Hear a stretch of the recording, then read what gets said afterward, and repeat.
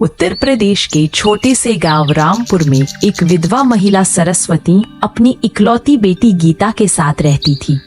पति की मृत्यु के बाद से ही सरस्वती ने अपनी पूरी जिंदगी बेटी को पढ़ाने लिखाने और अच्छे संस्कार देने में लगा दी। उनके घर की हालत बहुत खराब थी। आमदनी का कोई पक्का साधन नहीं था। गांव में लोग उन्हें सिर्फ इसलिए इज्जत देते थे क्योंकि सरस्वती ईमानदार और मददगार थी।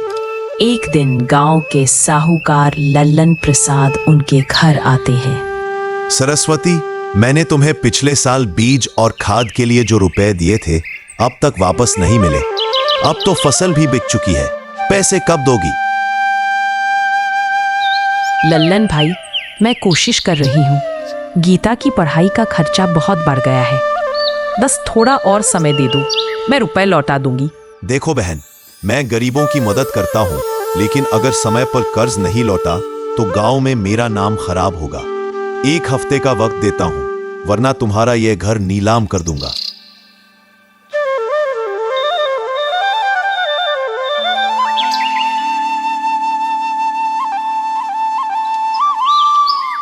माँ, हम पैसे का इंतजाम कैसे करेंगे? बेटी, भगवान ने चाहा तो रास्ता निकाल ही देगा। तुम चिंता मत करो, बस पढ़ाई में मन लगाओ। तुम्हारी पढ़ाई और हमारे घर के लिए मैं कोई भी मुश्किल सह लूंगी। दिन बीतते गए, लेकिन पैसों का इंतजाम नहीं हुआ।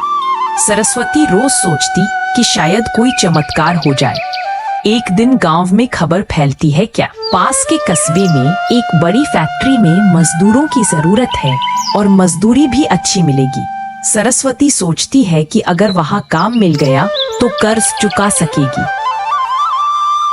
माँ, लेकिन आपको वहाँ तक रोज आना जाना बहुत मुश्किल होगा। सरस्वती रोज सुबह अंधेरे में निकलती और देर शाम तक फैक्ट्री में काम करती। धीरे धीरे वह रुपए जोड़ने लगी, लेकिन किस्मत ने जैसे उनसे बैर कर रखा था।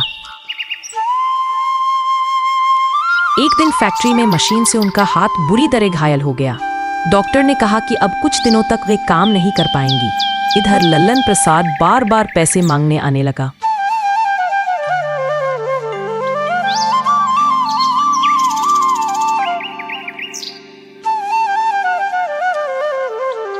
सरस्वती, अब मेरा सब्र खत्म हो चुका है।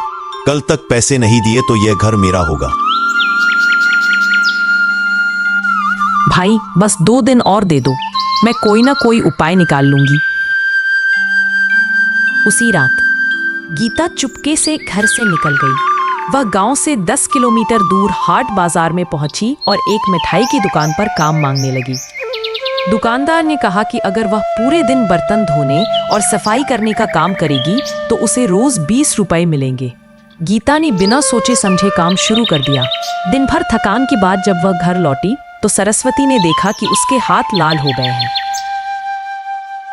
बेटी, ये सब क्या है? माँ, मैं बस आपकी मदद करना चाहती थी। सरस्वती की आंखों में आंसू आ गए। वह जानती थी कि गीता की उम्र पढ़ने की है, मेहनत करने की नहीं।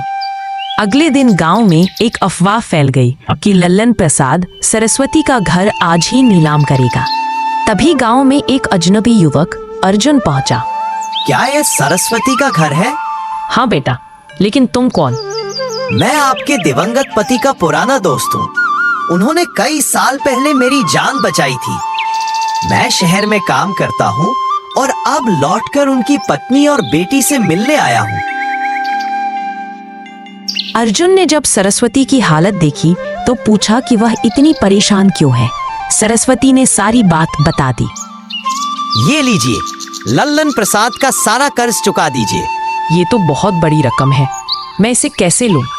ये मेरे भाई का कर्ज है, इसे चुकाना मेरा फर्ज है।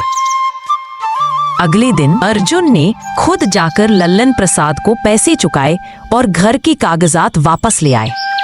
लल्लन प्रसाद भी शर्मिंदा होकर वहां से चला गया।